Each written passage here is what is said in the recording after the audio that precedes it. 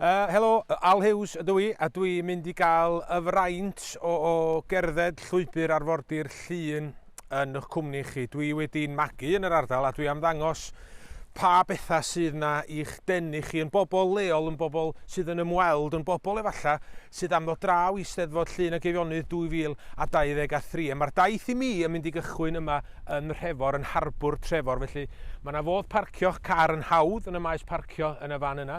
Da ni wedyn yn dechrau o'r harbwr hyfryd yma. Yr harbwr tu nôl mi fan hyn ar cei. A mae'r llwybr yn cychwyn yn Trefor, a da ni'n mynd draw wedyn am yr Eifl, felly ffwrdd â ni. Mi fyddai'n siarad ac yn sgwrsio wrth fynd ac yn sôn am wahanol bethau. Ac nawn ni ddechrau o bosib drwy sôn am yr harbwr hyfryd yma tu ôl mi'r harbwr naturiol.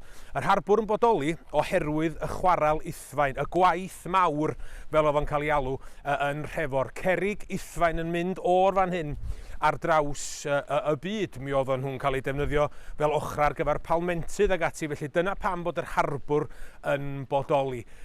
Ym mhentre Trefor. Ond nid Trefor oedd yr enw, yr hendref oedd enw fan hyn hyd at 1850. O pam Trefor, Aled? Wel, enw rheolwr y chwaral oedd Trefor, ac felly yn 1850 mae rheolwr chwaral Trefor, y gwaith Uthfaen, newid enw'r lle i Trefor. A dyna ni, mae'r hendref mynd a mae Trefor yn cael ei eni. Sa di gallu bod yn waeth, meddyliwch tasau enw fo Ned, neu'n Winston, neu Benedict, ond Trefor. Tu ôl i mi welwch chi Garn Fôr. Garn Fôr ydy'r mynydd ola yng Nghadwyn mynyddoedd yr Eifl, ac ar y mynydd yna mae'r gwaith mawr, y gwaith Uthfaen oeddwn ni'n gyfeirio ato fo. Rwan, mae'r Uthfaen yn fyd enwog. Dim ond o chwaral Trefor a chwaral Ail y Creg y gewch chi gerrig cyrlio.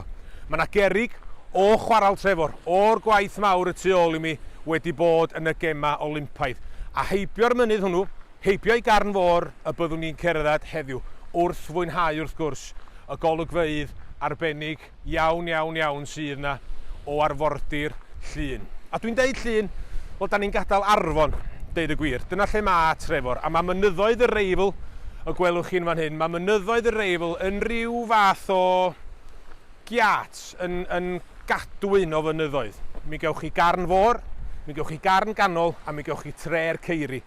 Felly dyna nhw, rhyw fath o giat fawr i mewn i Llŷn ydi'r Eifl, a mae'n ni'n sôn mwy amdanyn nhw wrth i'r daith hyfryd yma barhau.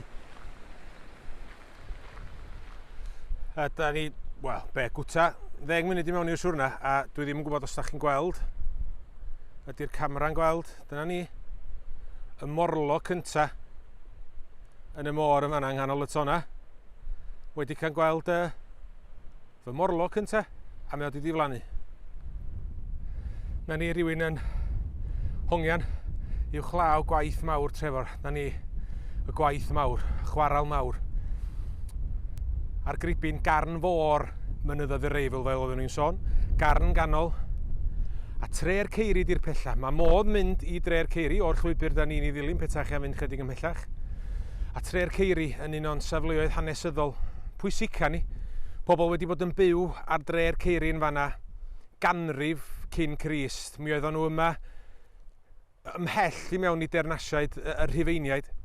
Mae yna rhyw 15 tŷ crwn yno o gerrig, a mae yna amddiffynfeydd a mur o amgylch Tre Ceiri rhag unrhyw elyn. Mae o'i wir yn lle rhyfeddol, un o'n trysora ni. Fel gwelwch chi, mae yn tynnu. Mae yn lwybr sydd yn tynnu, felly y cyngor ydy, byddwch yn ymwybodol fod na dynfa, ond fel bob dim arall, pwyll pia hi, a mi fydd modd cyrraedd. Hwn ydy llwybr bwlch yr Eifl. A dyma'r wobr ar ôl dringo bwlch yr Eifl. Bwlch a'i ôl troed diwydiannol, fel nes i sôn, llawer iawn o chwareli Uthfaen ffordd hyn. Unwaith da chi'n croesi'r copa, Waw! Llŷn yn ei holl ogoniant. Trwy'n Porthu'n Llaen ar y dde, i lawr yr arfordir y byddwn ni'n i ddilyn. Byddwn ni ar draws wedyn. Mynydd mawr ac anelog ymhen Llŷn. Mynydd Enlli ydy'r un pella un o'ch blaen chi. Mynydd Enlli, mi welwn ni Enlli'n agosach o lawer wrth i'r daith fynd yn ei blaen. A Llŷn yn ei holl ogoniant. Waw!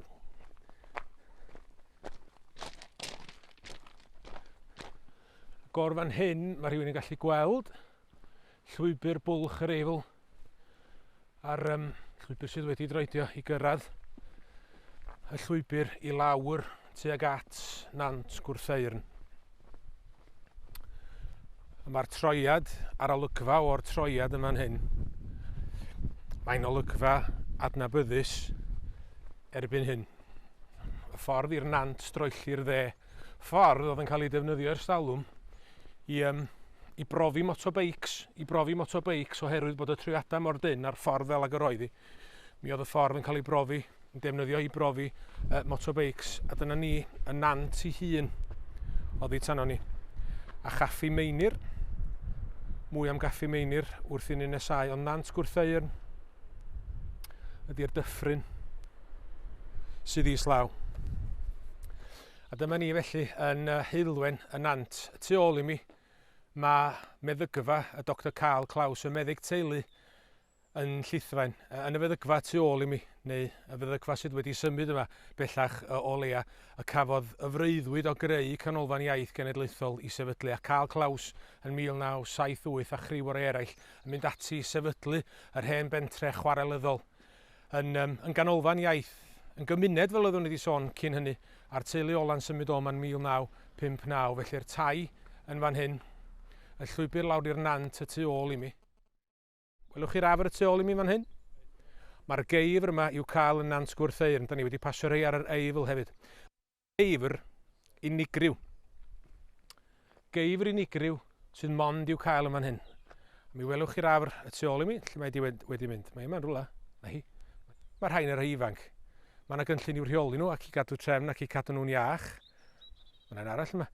Mae'r rhai hun yn anoddach, maen nhw'n gweddu'n berffaith i'r tirwedd mynyddig caregog o'n cwmpas ni, felly mae hein i'w gweld yn weddol hawdd.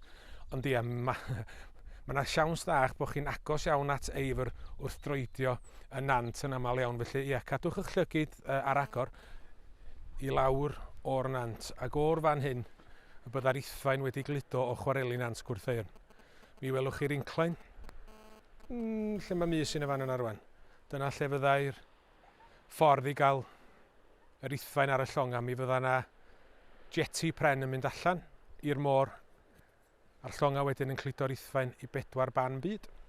A mi awn ni mlaen.